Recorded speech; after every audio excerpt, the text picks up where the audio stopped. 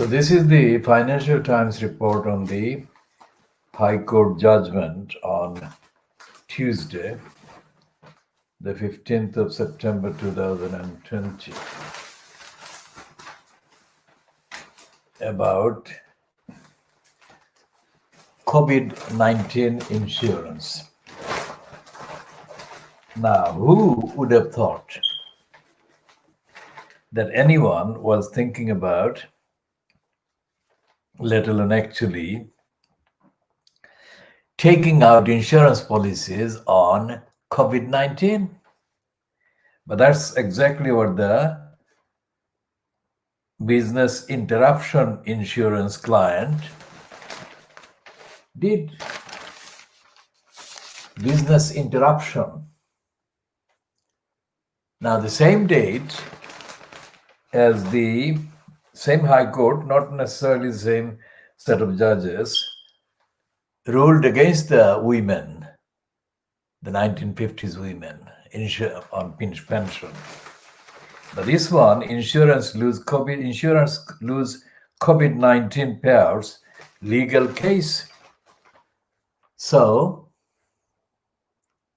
most of the points were granted. Most of the claims points were approved and agreed by the High Court judges. So that's the difference between business strategy by capitalism and capitalist laws and the victims of capitalism. I mean, the Express says that the women were 4 million denied pension justice. And here the Financial Times, the same date, is actually celebrating or reporting the celebration or celebratable decision.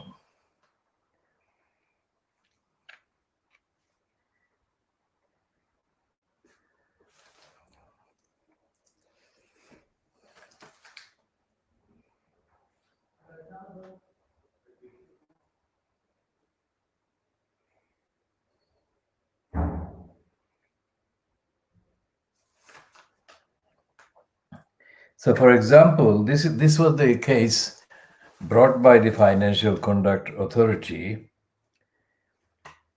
on behalf of the policyholders. And yet the Financial Conduct Authority says that it doesn't look into allegations and complaints against individual financial service providers. So there is a gap as wide as a sea, an ocean, between the behavior towards the poor or the people who are deprived of the pension justice, as the Express headline puts it, and the ones that are actually running businesses. So, for example, Gary Lobat, who runs a bed and breakfast in Keswick in the Lake District, said payouts, the insurance payouts that is, to cover the loss of business would mean a lifeline. For most of the people who are denied pension justice are being denied of a life as well, not just a lifeline. And this Gary Lobat is quoted as saying, it's life or death for small businesses. While for larger businesses, it's difference between keeping an extra employee. These are not big sums for an insurer. Mr. Lobat was forced to close during the lockdown, sparking a loss of about 45% of his income for the year and prompting a claim under his policy for between 10 and 15,000 pounds. But his insurer argued that the policy wording did not cover coronavirus. Wording, and we have got more about the wording, the policy wording, language.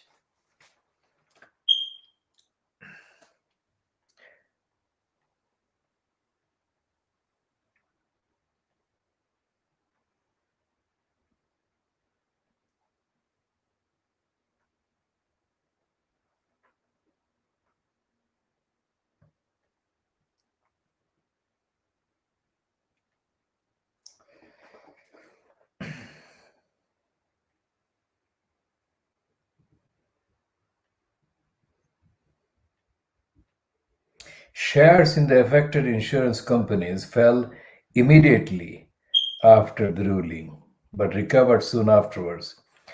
Hiscox said that additional costs arising from the case would be less than £100 million, adding its exposure was essentially limited to those customers who were mandatorily closed by government orders, and then only in certain circumstances.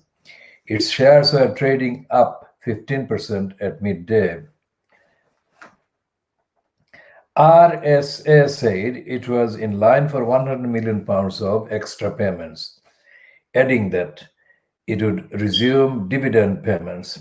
Its share rose 4%. Both sides have the right to fast track an appeal on the judgment by taking it direct to the Supreme Court.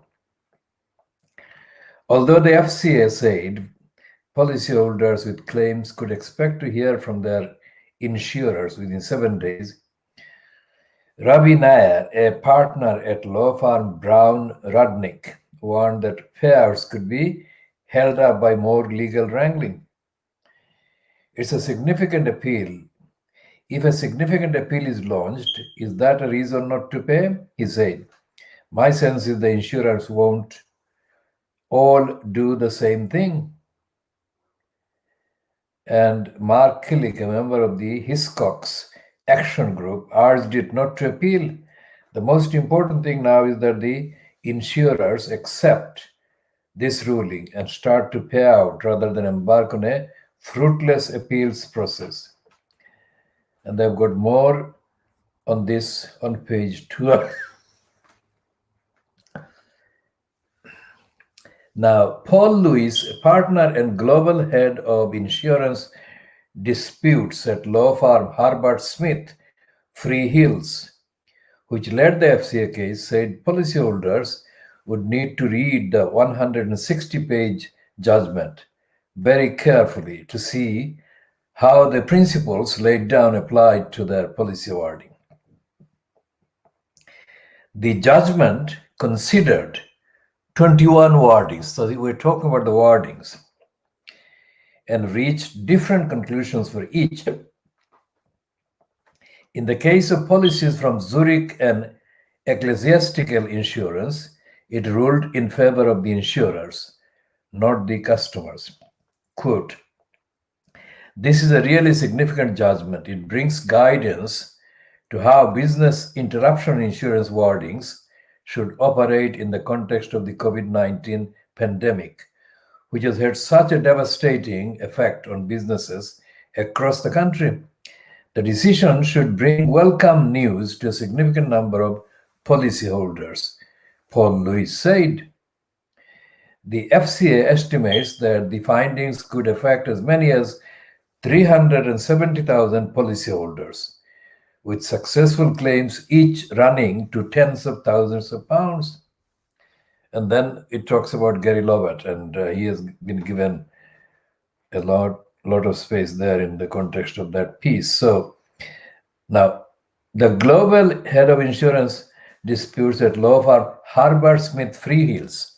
Herbert Smith Freehills, if it is the merged name of Herbert Smith with another company, it has got a lot to answer for causing poverty in the East End of London and creating poverty and homelessness in the East End of London, especially from it is September, today is September the 16th, so exactly, so 87, in September 1987, in New Road, in a property owned by the Royal London Hospital, the ceiling fell. The ceiling fell and narrowly missed the occupant. And as a result of the complaint to the Royal London Hospital about this state of dangerous, lethal disrepair, the Royal London Hospital, advised by Herbert Smith, decided to attack the residents and occupants. What is the meaning of attack? The attack was in the form of putting that property plus other properties in the road, new road, on auction and sell the properties instead of doing the repairs. You heard it here. You heard it in the previous editions as well, but this is the one that we are going to talk at some length about. The Royal London Hospital in London, in East London, in Tower Hamlets, causing severe hardship, causing poverty, and violating human rights and allied rights of the residents and tenants in its properties. Is that the motto that the Royal London Hospital follows? So we put that in context of the various cases, court cases in the recent past involving the Royal London Hospital trying to kill children against the wishes of their parents. Now that is the case of the girl that has been taken to Italy as a result of the determined fight by her parents. And where in Italy the child is receiving treatment. The child was declared not worth saving at the hospital. Roland hospital doctor said that she would not live. Well, they said that about 2 years ago, I think. And the child hopefully is still alive and undergoing treatment in Italy. That child was from Newham, and the Royal London Hospital tried to kill her. And the similar kinds of, she is an Asian child, or the child is a child of Asian parents, both Bangladeshis, I think. And a child of two Pakistani parents, both of them doctors, was killed in the case that has been highlighted recently, where the parent, the father, was arrested by the police for trying to save her child, save his dying child from the attacks from doctors that were engaged in killing her. Now, this is very current, contemporary couple of cases about hospitals, the NHS. Think about this. When they say the NHS angels are saving the people's lives and they are deserving of the bells that were rung at 8 p.m. for several weeks, do they think about this kind of thing? Do they think about the NHS doing this kind of thing? And do they think about the likes of the Royal London Hospital destroying families and lives and making people homeless? Think about that. And there is no indication. And this kind of wording, they're talking about the wording, but the wording of the Financial Times, talking about the comments about wording of the court case and the insurance policies. The wording of the Financial Times leaves no space for any room to even think that the Herbert Smith Freehills solicitors had a client, or they still may be the solicitor at London Hospital in its revised kind of form, had a client hospital that was engaged in systematic act of harassment and cruelty against local people in the East Stepney. The Stepney is the place, the address, the location where the then Stepney Borough Council was misbehaving, and based on which set of misbehavior I became involved in forming what has become the movement for defending the community in the East End of London in June 1963. So all the myths and mythologies about these people who are, now he's saying that it's 100 and how many pages? 160-page judgment. Herbert Smith Freehills is one of the multinational solicitors' businesses. So licensed law traders acting as looters and robbers of the communities, like the people affected by the London hospital, putting the entire street, New Road, on auction. And that auction took place sometime in October 1987. And the consequence of that is here. This broadcast is coming from a campaign, from a movement that is very much part and parcel of the same movement that was formed in 1963. And the account, the 104 million pounds, and that is mentioned in that particular piece in the Financial Times, insurers lose COVID-19 payouts legal case, and the High Court judges find in favor of policyholders on most of the key issues. That amount, whether it's 100 million pounds or 104 million pounds, that particular context of the particular case is nothing, it's peanuts.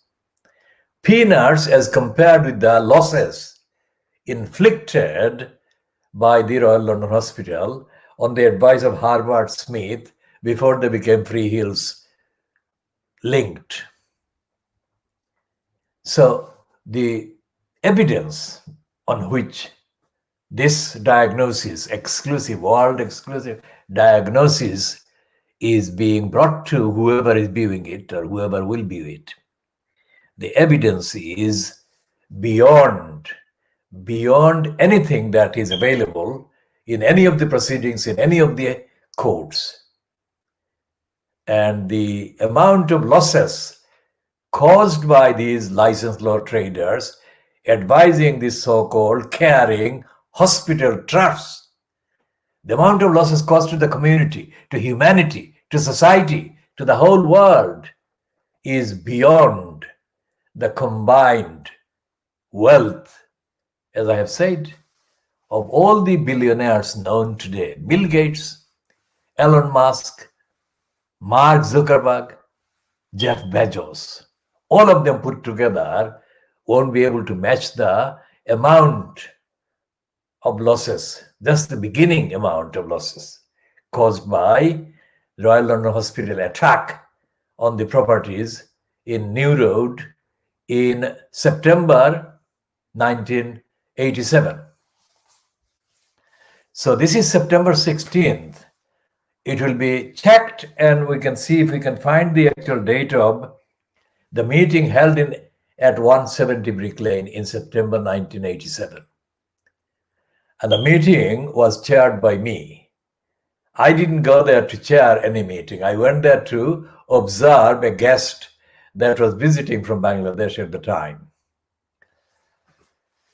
And the man who was visiting and the man who I went to see, the kind of as a guest at the meeting, small meeting held on the first floor, I think, of the address 170 Brick Lane, which I mentioned yesterday and earlier today, I think. Earlier today, about Lutfur Rahman visiting there, the 160 Brick Lane, 164 Brick Lane, on the 15th of February 2011.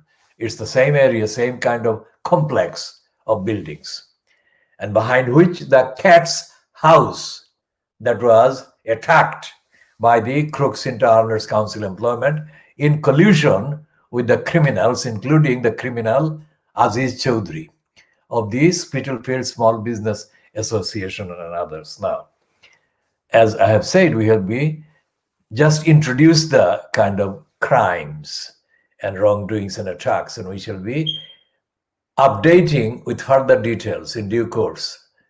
Now, the Royal London Hospital issued no apology for endangering lives of the residents in those addresses where the building was collapsing or buildings were collapsing.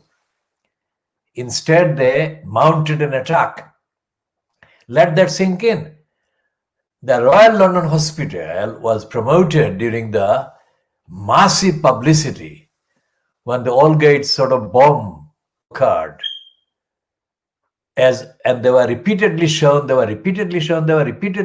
as helping and saving the victims.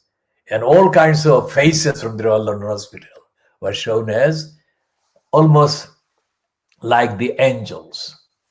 It is the same hospital that has been trying to kill children.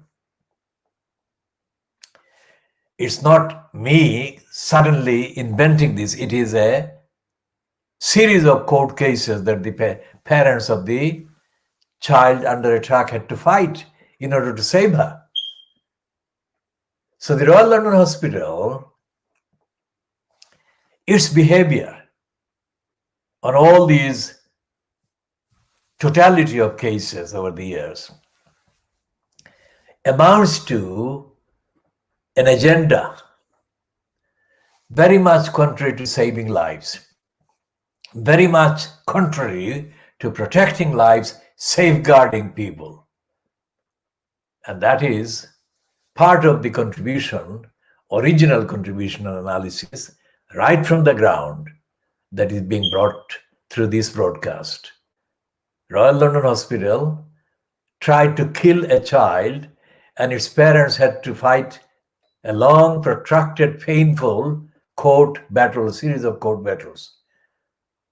And they just about managed to save the child's life, and they took the child to Italy for treatment. If the doctors in Italy can say that this child is treatable, how is it the doctors in Britain, in London, in East London, in Whitechapel, repeatedly fought to kill the child by claiming that the child was not worth treating because she was going to die anyway? So if they can do that openly about a child's life, imagine what they could do behind closed doors about attacking people, resident as tenants and occupants in properties belonging to the Royal London Hospital, which was neglecting the properties. It was failing to repair and failing to maintain and failing to keep the building safe for the occupants and residents.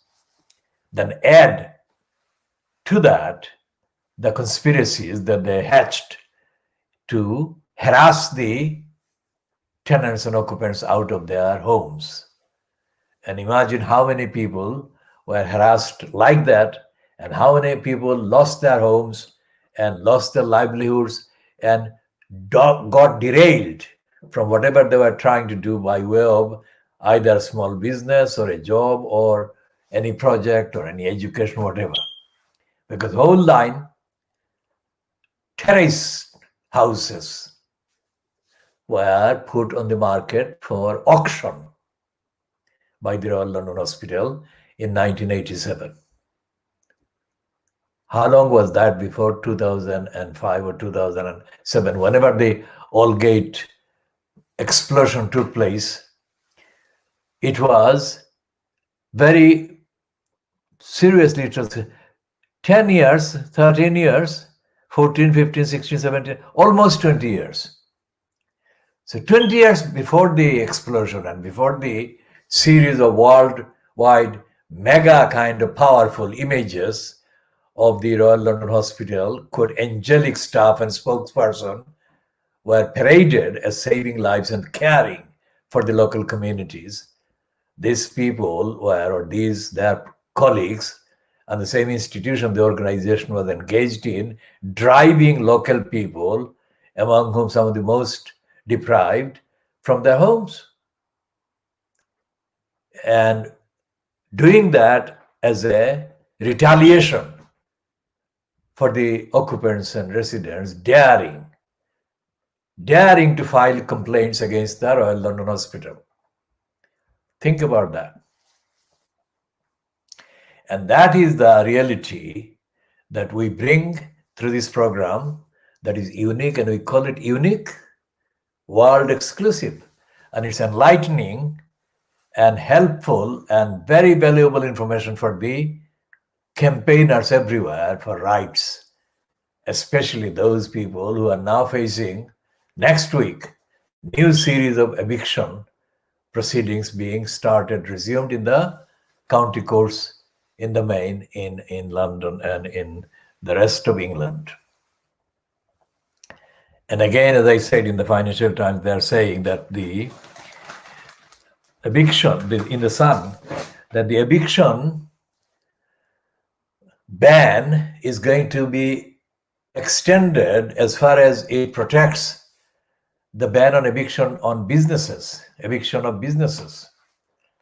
Businesses that rent their premises from other landlords, big landlords.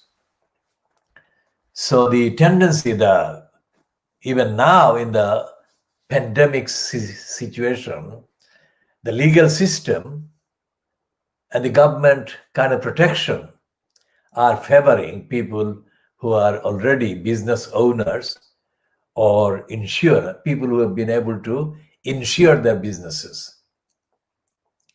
It's open, and that is not, it's open discrimination against the people without income, or with low income. And the papers, Financial Times doesn't say anything about the unfairness of the system. It runs a straightforward, brazen, uncaring report, and it leaves out of this opportunity most of the people who are in poverty, millions of people in poverty. That's what the media is doing. Financial Times is not a tabloid paper, and it cannot be accused of being a tabloid. But the ideology is the same as being pushed by the tabloids. And they've got immediately underneath that particular item, another piece headlined, Hancock admits testing chaos will last for weeks. So that is not a new one, but that is the kind of contrast, because the people who will be losing out of being exposed to the illness and virus will be people in low income. And of course, people who will be suffering the consequences of lack of care and lack of attention will be people from low income groups and people who are individually in low income or no income, and also people from African and Asian backgrounds and Muslims. And many of them will be, even themselves will be from the NHS profession, nurses, doctors. And in these coverages, the Hancock says that there will be testing will be delayed by many weeks. The chaos will be lasting for weeks yet. There is no room. There is no room for saying what about the discriminatory impact that the people from African and Asian backgrounds will suffer, in addition to the share of the common consequences. What about the discriminatory additional negative impacts they will suffer? There is nothing there. And there is nothing in any of the papers about this, and nothing in the BBC or Sky or any of the television coverages. So we move to the BBC about the license fee kind of losses that it is experiencing. And this is saying that the headline is saying the BBC facing cuts after reporting substantial shortfall. Now this comes at a time when the BBC has been also being featuring in the anti-BBC kind of Murdoch papers and the other papers, Daily Mail, as being exposed as lying over the huge sums of money it has been paying the kind of celebrity persons. Now, one of the biggest kind of arguments against the corrupt abuse of the NHS by the kind of managers and the management and the consultants lobby has been that the NHS has been stifled and strangulated for 70 years plus, and it has been prevented from coming to its kind of purported kind of reality of realizing the potential of serving people at the point of need, treating people at the point of need.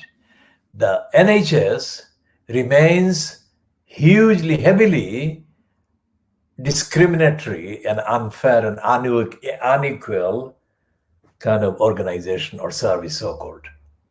And there is, as I said, and I keep saying, there is no accountability for the behavior of those who make very significant, seriously important decisions about people's lives.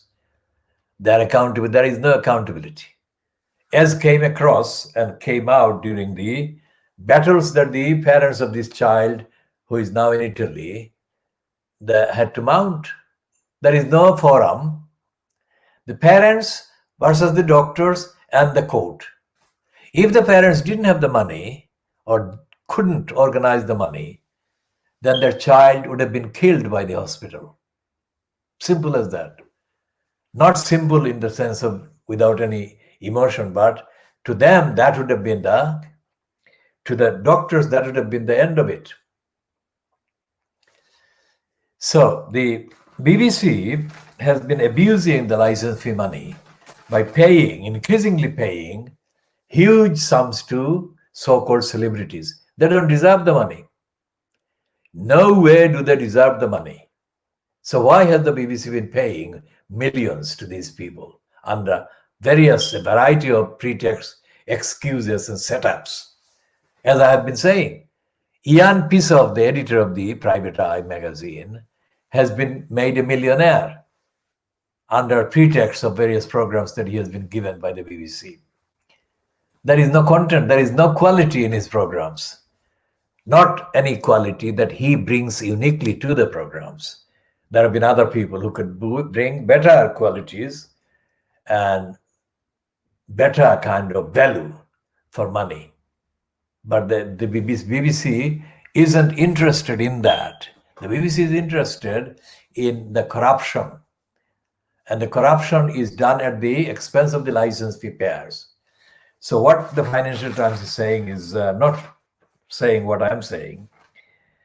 What I'm saying is the truth of what is going on. But the Financial Times is covering only the surface. You said the BBC faces cuts after reporting substantial shortfall. That is the lack of license fee money. In the BBC's report for the year to March 2020, the audit committee said the corporation was entering a period of elevated risk from the financial hit of the coronavirus pandemic and withdrawal of government funding. License fee revenues, which make up the bulk of the BBC's funding, fell 5% to 3.5 billion and will come under further pressure as the government stops the remaining £253 million funding for over 75 license fees. The BBC's commercial holdings group of subsidiaries, in effect, suspended its dividends for the year to deal with the significant reductions of production and advertising revenue since the lockdown in March. Despite the grim financial outlook and planned cuts, the BBC ended last year with staff numbers up more than 300 to 19,572, a sign of the cultural challenge in implementing savings. Not everything is moving in the right direction, said David Clementi, chairman, who acknowledged the budget was under pressure from below inflation settlements on the license fee and all the other things, but they're not talking about the things that I'm talking about. The paying of this extra unjustified bribe money to the celebrities and the likes of Ian Pisov. So they're talking here at the end After becoming Radio 2's breakfast show presenter, Zoe Ball received the biggest pay increase, jumping 1 million to about 1.4 million pounds. The BBC did make limited progress on its gender pay gap, an issue it has struggled to address as it faced an uprising from senior female presenters such as Samira Ahmed, who successfully sued the corporation. With pay rises given to almost 700 women last year, the gender pay gap fell from 6.7% to 6.2%, a figure the BBC said was the lowest in the industry and well below the national average of 17.3%. Now, the BBC is unaccountable. I mean, the women had to take it to court to get whatever kind of parity they can have been given with the male ones. But the BBC is unaccountable, out of order in terms of the bureaucracy and the executive decisions and the racism it actually is sunk in.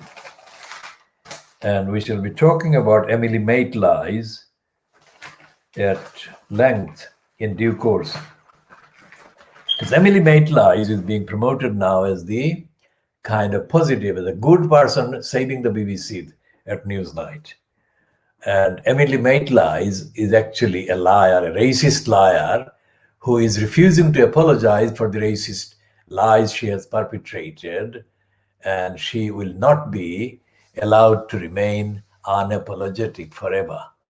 And that is because of the BBC. The BBC itself, not just Emily Maitlies, but her bosses at the time, the Director General, Greg Dyke at the time, colluded with the lying culture.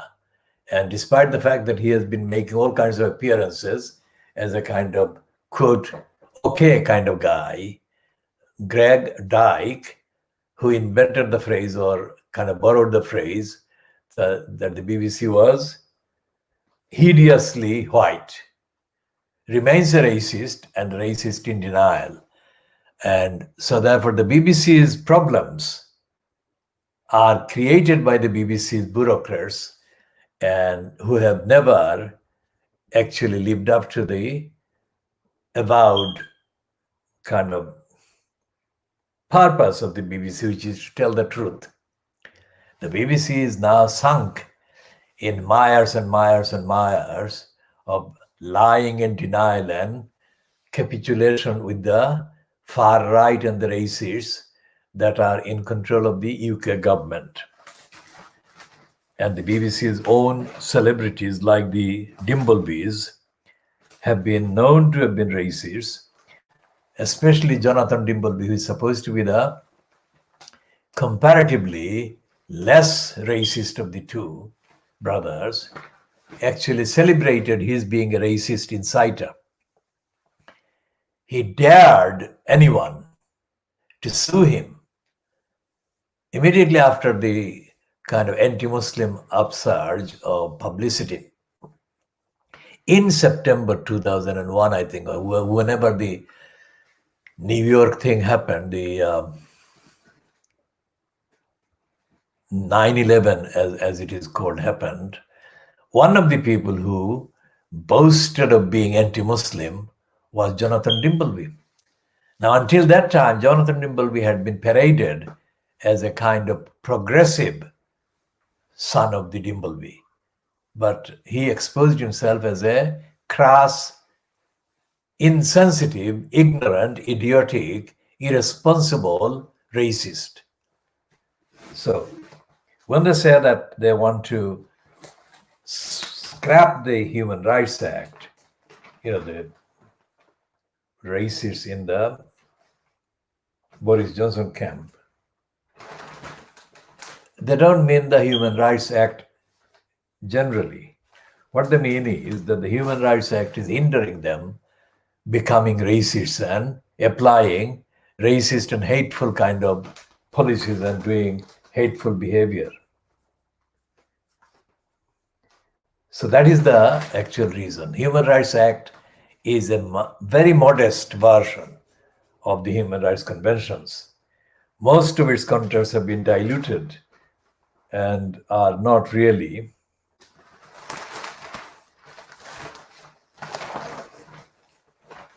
as rigorous as they should be if the UK was respectful of human rights in the way that it should be according to the charters and the agreements and the conventions and the aims, declarations, founding declarations of the United Nations. I'll come to the United Nations in a minute. Look at this Financial Times running this story about Trump threatening to bomb Iran. Again, I said earlier today that it was not just Trump, it was Hillary Clinton as well, and that had been threatening to bomb Muslim countries, in addition to the ones that are already bombing and already attacking.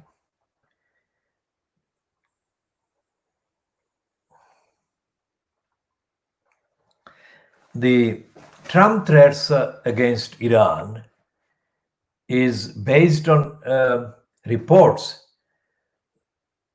that Iranians were planning to kill the American envoy in South Africa. That's just rumors. I'm not aware of anything else, but that is the piece. So should that be used or allowed to be used as a ground for attacking a country by the president of the USA? That's the question. What happened to world order and peace? The United Nations has been holding, and today they are in session, they have been in session, the Human Rights Council or Commission. And this is what is happening as they sit. So what does it show? It shows that the United Nations is kind of going through routines and issuing routine ritualistic kind of pleas and preaching about peace and human rights, while the actual occupants in positions of power, in powerful offices like Trump, are violating human rights and violating the law, violating the rule of law, violating the obligations they're under according to these agreements and signatures that remain, the countries remain signatories to. So there is a lot of problems in the USA and in the Democratic Party. The Democratic Party is weak in terms of what it should be aiming to deliver to the people of America. And if the Democratic Party doesn't actually pull itself together, then they will allow Trump to remain in the White House for another 4 years. And only God knows what kind of nightmares he will be bringing if he's secure for another 4 years in the White House. The world should be worried. And the world is worried because, or should be worried because, the Democrats have failed to deliver an alternative, peaceful world and efficient world under their leadership, because they claim to be the leaders of the free world. There is no free world if Trump gets in again. And the Democrats' narrative and the continuing failure to expose him anywhere near the actual extent of his criminality and wrongdoing is a warning for everyone. So you heard the warning repeated and delivered here in this diagnosis of the media. And there is nothing in the Financial Times that actually represent any sanity away from the narrative of Trump and Boris Johnson.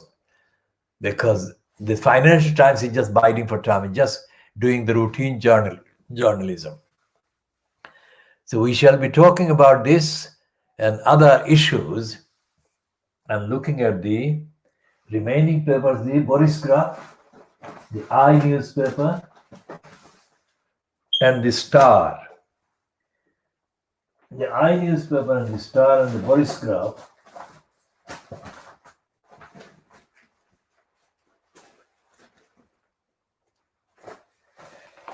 The Star is talking about Boris Johnson being a clown, and the other clown is, of course, Coco, that is Hancock. And the newspaper is talking about the schools crisis due to testing shortage, testing crisis, it's calling it. And the Daily Boris Graph is celebrating Kate Middleton, who is the saving kind of queen. And the rest of it is a reluctant admission about Boris Johnson's failure. This is reluctant because such overwhelming evidence is emerging of the pandemonium of Boris-fronted kind of regime that even the Daily Boris Graph is forced to confess. They're not naming Boris Johnson in that display on the front page, but that is what is being reluctantly admitted, that Ed Miliband was not wrong at all, that Boris Johnson is clueless. And they have got the kind of muscling kind of action against the killers and the criminals. No soft justice. They say no soft justice, but actually there is nothing but soft justice, because most victims of robbery and theft, big ways, like the Royal London Hospital, stole, as I said, properties and possessions and potentials and projects and work, stole and destroyed and attacked